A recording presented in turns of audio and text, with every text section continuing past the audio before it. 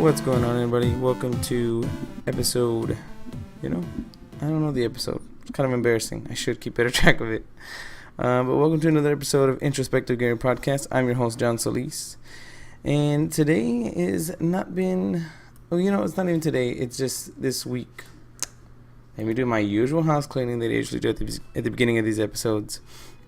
Basically, I'm totally fine doing my regular recording schedule. Today, I forgot, it's February 7th, Tuesday. So I'm totally fine doing my regular recording schedule. But I also know that I'm just one person. And I know hearing one person talk for an hour and a half might seem a little long-winded. So I'm going to kind of talk when I want to talk. Because I would record it, I only record 10, 15 minutes a day. But I obviously talk longer than that. And so what ends up happening is that I sometimes don't have anything I want to talk about. Because that too, I also want to stay true to myself. I'm not going to be like, PS4 had this game come out. It's like, I don't own a PS4. I don't care about that game. But anyway, I digress. I just want to keep the show more concise, more straight to the point, and more me. And so I'm just going to record when I want to. And obviously, if I haven't recorded and it's Thursday or Friday, well, something went wrong. Either there was a really dry week. I mean, I have topics I can talk about. And that's another thing. I mean, I'm pretty lit most of the time, and I don't mean high. I mean just I'm on all the time. And especially with Switch coming up, I mean, I'm super excited. I'm super Jones. But again, I think it's tougher. I know I talk fast and I talk a lot, and that's just me. But I don't want people to think that I'm trying to rush through to fit something in 15 minutes or something like that. I mean, again, like I said, I don't want to overtalk. I'm rambling. Let me cut back. But anyway, yeah, so I'm just going to record when I want, and the shows should be shorter, maybe around 30 minutes, 40 minutes, hopefully at longest. And if you do get an hour and a half, it'll be because I got some interviews going on. And again, I'm down to interview whoever. You can message me at Unsaluted on Twitter, or you can email me contact@introspectivegamer.org. But yeah, on with the show. And so basically today's topic is mostly, the first one is Fire Emblem Heroes, which is a mobile game that was released for Android and iOS on the 3rd, I think, of February. And I've been playing that game. So for some context, I played Fire Emblem Awakening, the demo on the 3DS, and I thought it was pretty good. But I kind of ran into a problem where turn-based battles and strategy games, they kind of bother me. It's one of the main reasons why I can't get into the Pokemon. Well, Pokemon is a totally different thing. I mean, I can't get into Pokemon because it pisses me off that we're battling with organic creatures that are living creatures with souls and hearts and all that, minds of their own.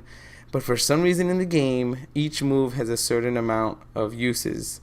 And it's tackle, you can do 30 times, which is dumb and irregardless, because it's nobody's going to use tackle 30 times. You're not going to run out of that. But if I want to use hyper beam, I can only use it 5. These damn creatures are living.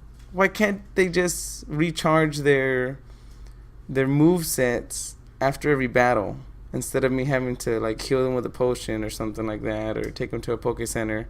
Again, I haven't played one in a really long time.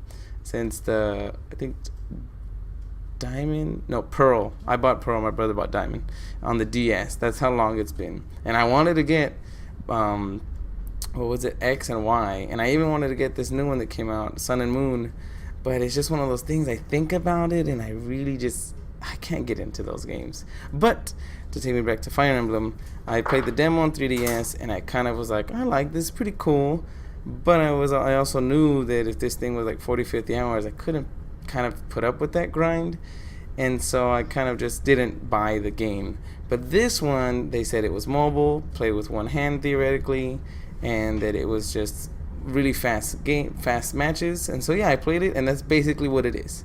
The other ones, you need a lot of strategy. You probably have the rock paper scissors dynamic that they introduced in this game, or reintroduced to veterans probably.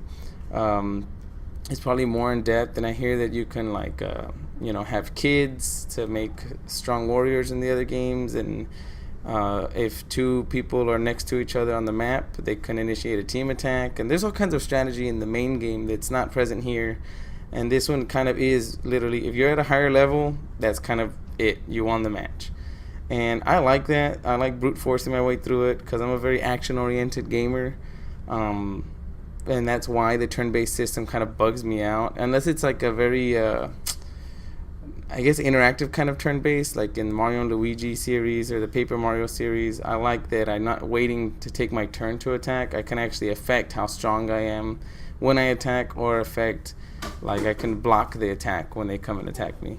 And so it's one of those things where this mobile game is like really getting its hooks in me. I haven't spent any money yet, and I don't intend to, but it's only because, the main story is 9 chapters, each with 5 missions, and I'm already on the 9th chapter, and I just need like 2 more to go to beat it. And I think when I'm done with it, I'm done.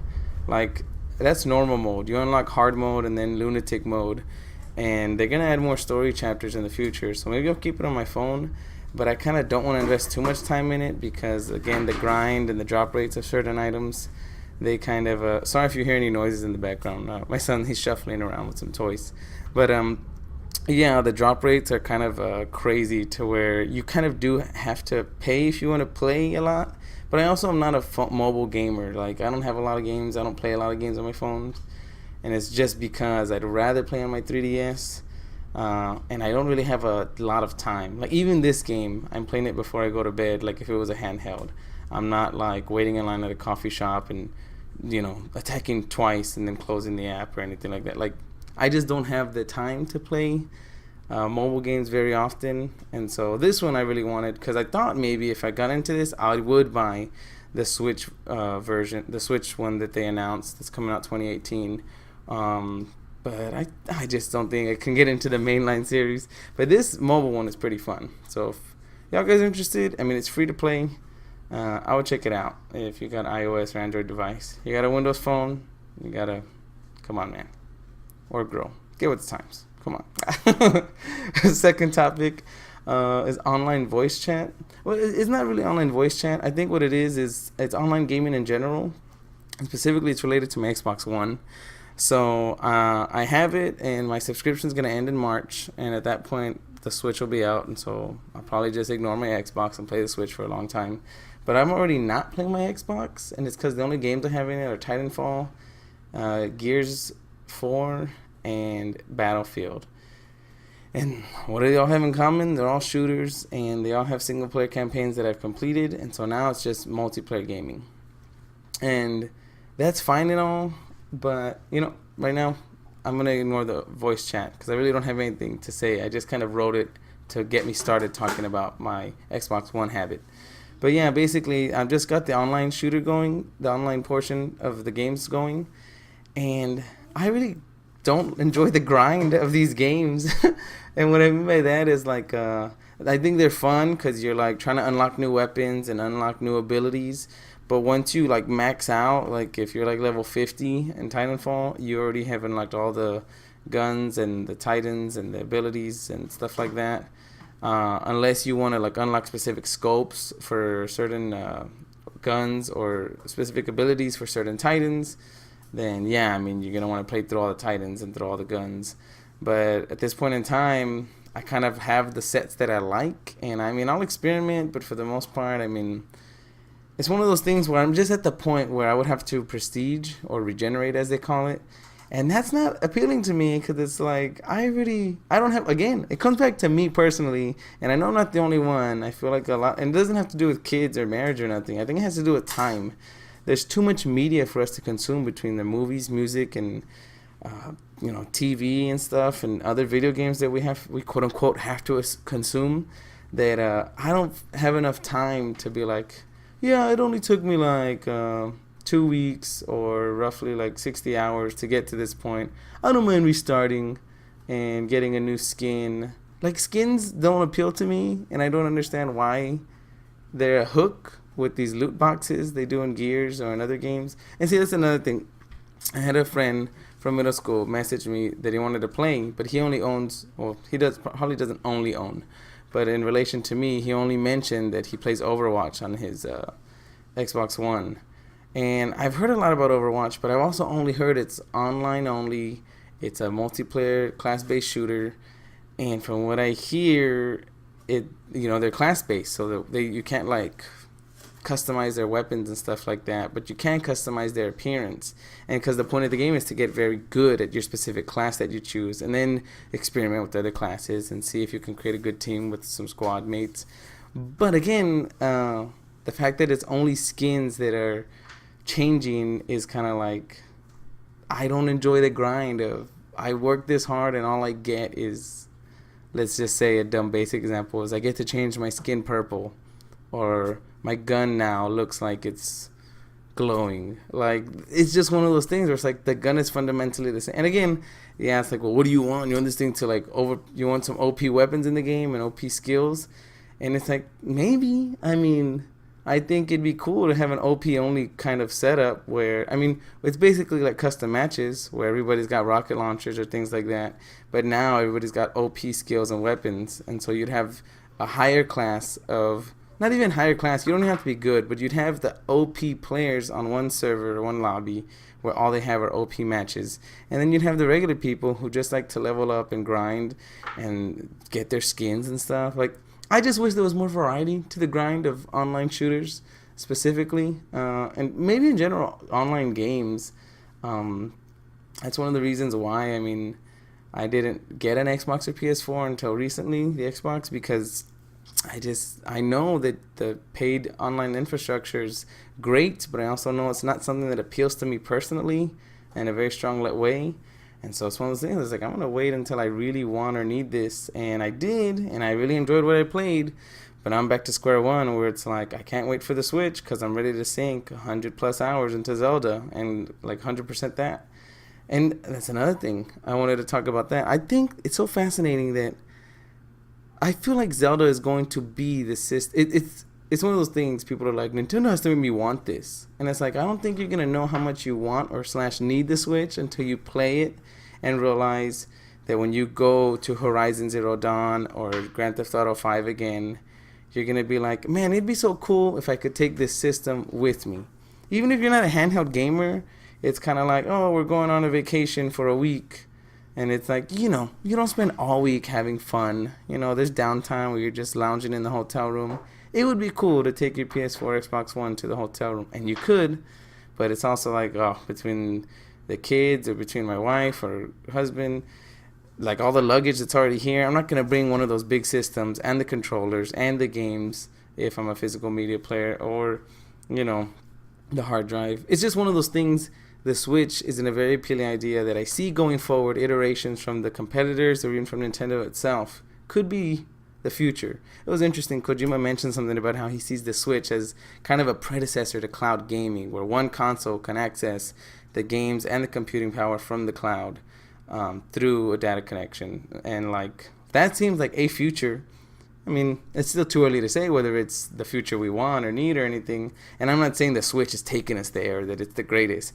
I'm really looking forward to having something like the Switch. I had Xenoblade Chronicles for my 3DS, and I kind of tapped out on that because it got to a weird grindy part. Again, me and grinding. But it got to a weird grindy part where I was like, I need to put this down and play something else because there's too much.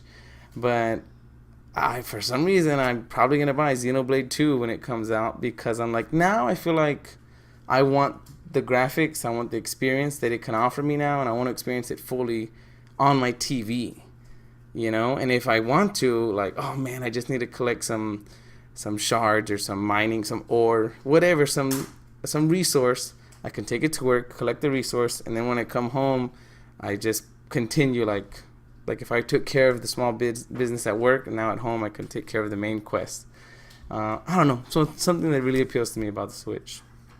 Speaking of the Switch, I also think it's shaping up to have pretty good support from like third parties, specifically indies. And again, I mean, I know I've mentioned this before, but it just seems like it really is easy to port. Like the PC indie games, like, I don't know, ever since the last time we recorded, and even since the reveal event, January 12th, a lot has changed in the landscape of Switch announcements and stuff. EA recently came out and said that they are bringing FIFA 18 to the Switch.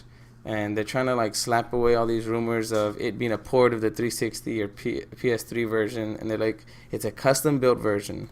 Now, yeah, that custom-built could mean custom-built on top of the infrastructure that 360 PS3 had.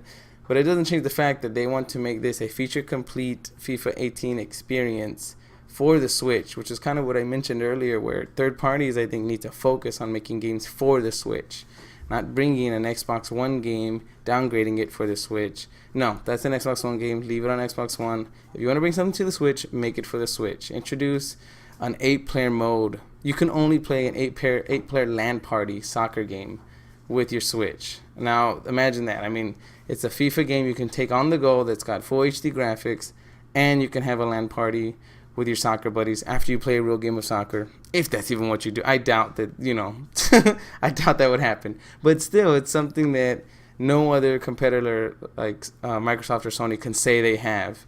But online and local play are inherently different because of the social interaction you get from being next to people. When you score a goal, you can see your friend be like, oh, shit, versus online, you're like, oh, I got you. And then they could be silent, or they could not have a mic, which kind of ties into my voice chat thing of how does voice chat work? I mean, again, I know how it works, but I don't understand when you would actually use it. Like my brother, I would see him playing, and he would be having normal conversations with people, but not really related to the game. Like, rarely is it that cheesy E3 press conference where it's like, enemy on your 6, flank around the building on the right side. And it's like, I don't hear anybody talking like that.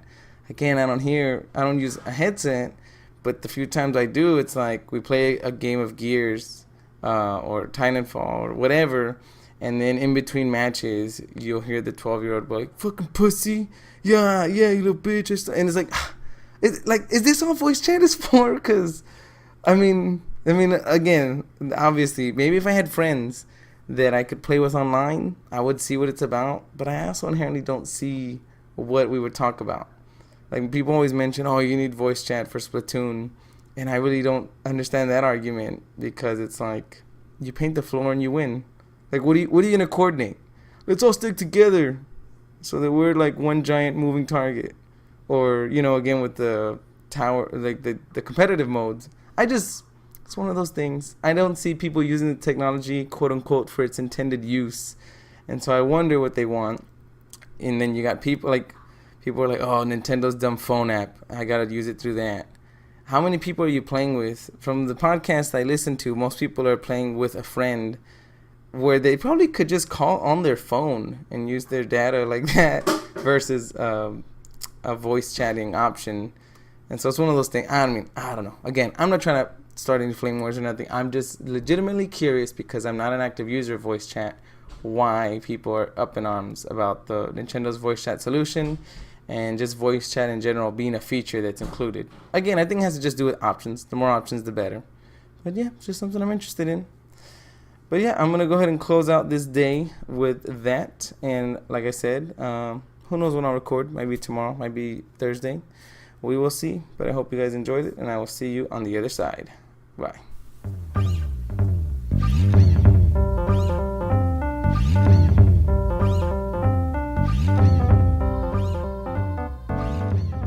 And we're back. Today is Wednesday, February 8th, and today's topic, I know I'm just jumping into it, on Out of the Ordinary. Today's first topic is going to be, it's something I've been wanting to talk about. I just didn't know how. And look, let me just start. Basically, this is just a big promotion for a new video game engine, but not necessarily promotion. I'm really hyped about what this thing could do. And it's the Construct 3 game engine from Sierra. And what makes this unique, it was neat about the first one, Construct 2. This is an HTML video game engine, HTML5. And basically what that means is that it's written predominantly using HTML5 and Canvas and JavaScript and jQuery and a couple of different other web-specific languages to be something that you can execute on your browser, as well as something that's easily importable to the mobile space. And somehow they were able to kick it over to the Wii U as well. And so that kind of support was pretty unprecedented for this type of engine. Again, obviously there's Unity, there's Unreal, Havoc, CryEngine, all that stuff. Although I think CryEngine is proprietary. But whatever the case, they just announced Construct 3, which is the next version number. And what's really awesome about this is doing what Google did for Microsoft Word with their Google Docs and Google Sheets, this is doing to video game engines. And it's basically, I don't want to say cloud-based, but it works in your browser, and you don't need a constant online connection. You can have intermittent connection. It can work offline and obviously up. Again, like it just, the analogy I gave you with Google Docs and Microsoft Word, that's what this is doing. And they've even announced that they're going to have something that you can download to your desktop, an actual executable, in case you don't like the whole cloud aspect of it. And I mean, okay, well, look, this is what makes me excited, which I'll explain in a little bit. But it works with your Chromebook. Now, right now, I don't know who has a Chromebook out there, but if you do, then you know how awesome they are for a browser-based operating system. But what really makes them, kind of deficient is that you can't install full applications on them. Like, you're not going to be able to install iTunes or a full suite of Photoshop or Illustrator or even Inkscape and Audacity or whatever else. You can't install programs on these because these are all based on the browser. They're online only. But now the fact that this game engine can work, you can now develop games from your Chromebook. And what's even neater is that it even works on your mobile phones and tablets. Now they mentioned that it's not available for iOS. See, I'm not gonna say anymore. Maybe it's not. It's just for MacBooks. But I know that there's something going on, a discrepancy with the way Apple handles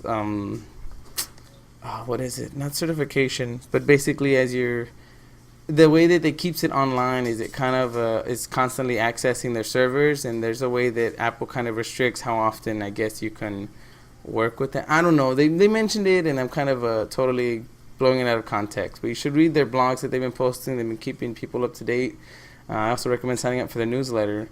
But yeah, I mean, so again, I can't remember if you can export these games to Xbox and PS4, but I know that Construct 2 you could export it to the Wii U, which I thought was really neat. I don't know how many people used it, but it's also because Wii U made a push for HTML5 game development. Now for the Switch, we only know about Unity, Unreal, Nintendo's proprietary stuff, and just in general that it's using ARM technology. It's ARM based instead of x86, but that it's still very easy to develop for. But whether this thing can work on the Switch or not, I don't know. I'm really hopeful because this is my game engine of choice, which is where now I'm going to talk about pimping it out. Basically, this thing is super easy to use.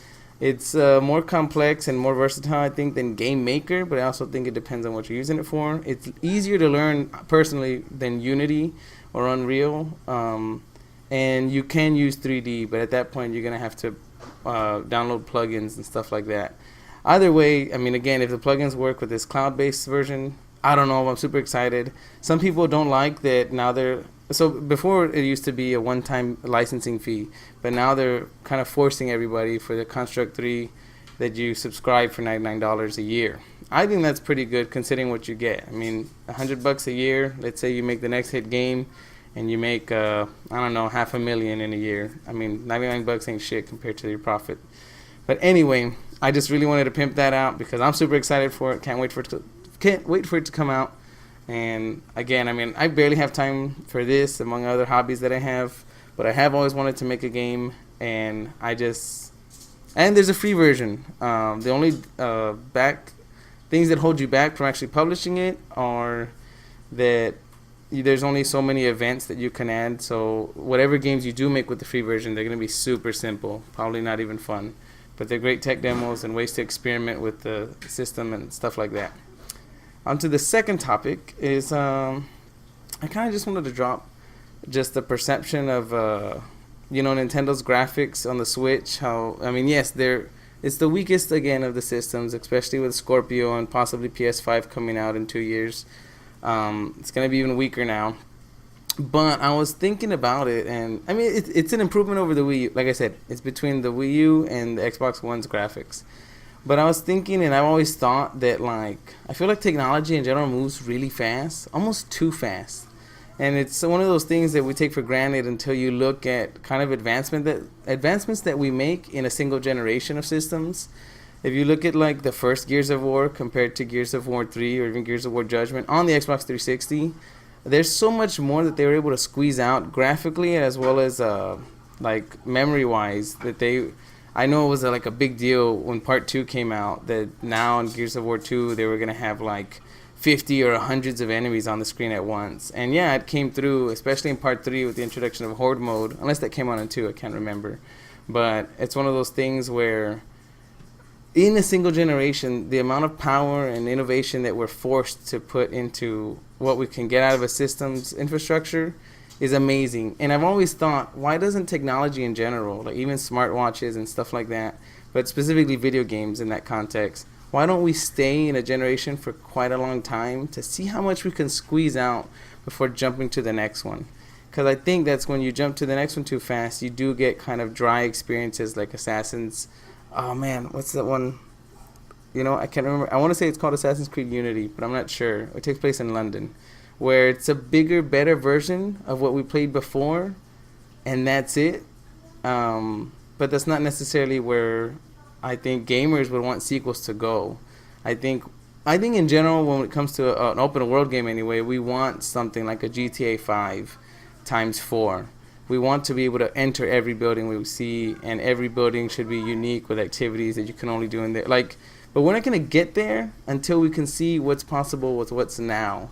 But again, I feel like it's almost like, climbing a mountain, I guess you could say. We're rushing to the top without actually stopping to see what's around us. And we might be leaving behind very ingenious solutions to problems that we still haven't figured out. And again, I know this sounds all weird, philosophical, but I'm really just talking about squeezing out every bit of innovation and creativity before we leave it behind. And I feel like this isn't just a technology problem, it's a life problem. I think we're always trying to get to the next second, next moment in time, next holiday in the year, that before you know it, you hear people like, oh man, it's already the end of the year. It's like, well, yeah, I mean, what the fuck were you doing with your time? You know, like, and it's because we get stuck in a rut. Again, I digress. I'll throw that to another topic. I just wanted to mention how, I think games should slow down in terms of going to the next iteration all the time.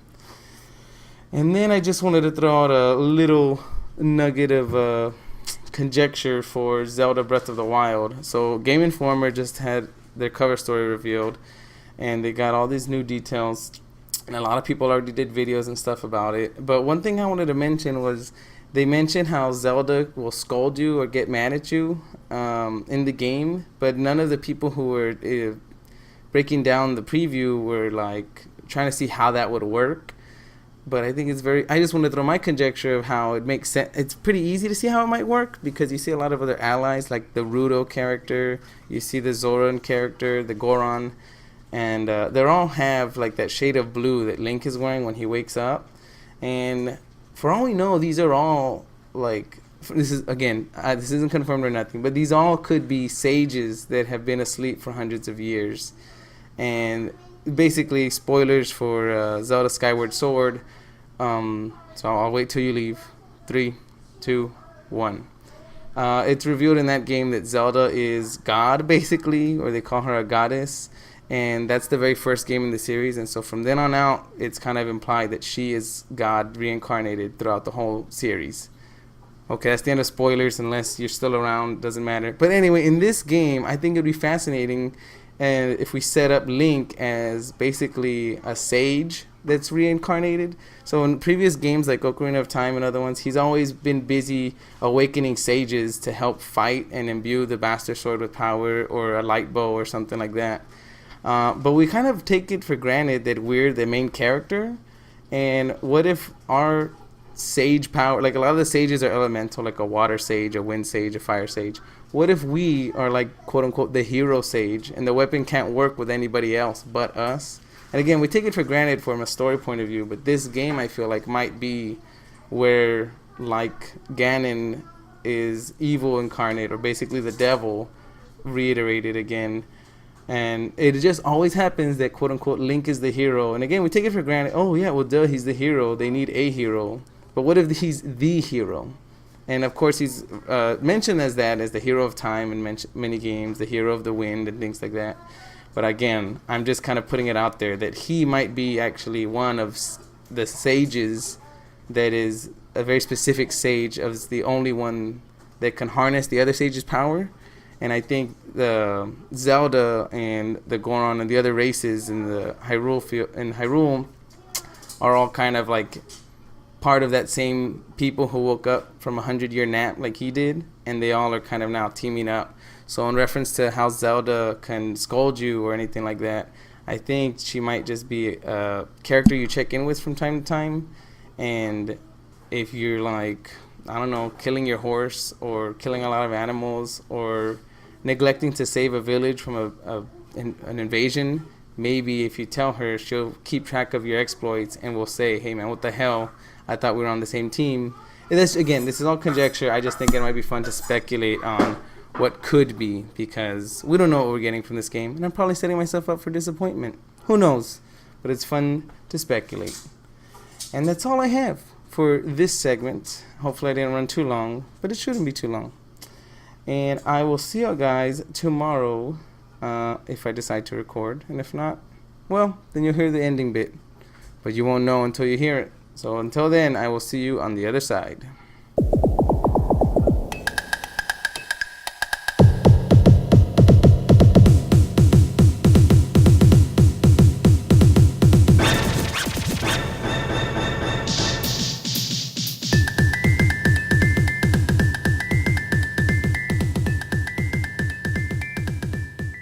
Thank you for listening. If you guys have any comments or questions, you can reach me at Unsaluted on Twitter. And don't forget, you can find these episodes on iTunes, Google Music, SoundCloud, or YouTube. And again, just thank you for listening. I will catch you guys and gals next week. Bye-bye.